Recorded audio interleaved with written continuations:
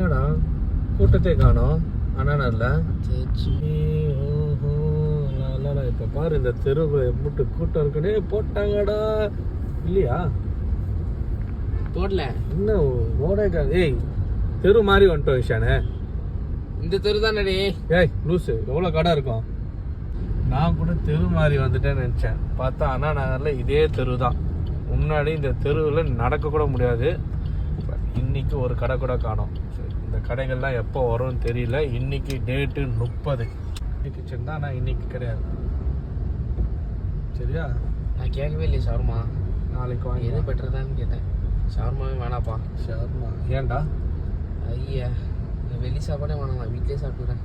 Correct தான், வெளி சாப்பாடே வேணாமா?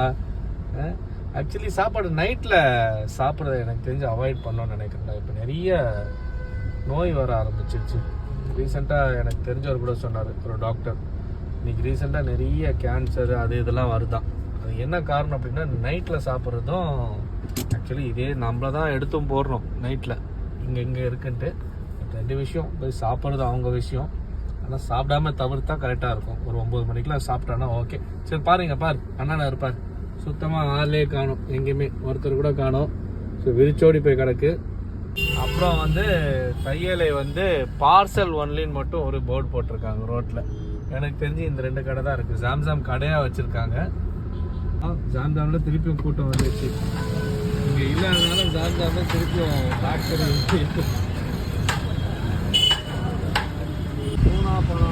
பூரா கடை கடையாக வச்சுருக்கவங்க எல்லாருக்குமே சூப்பர் தான் இப்போ இந்த டைமில்.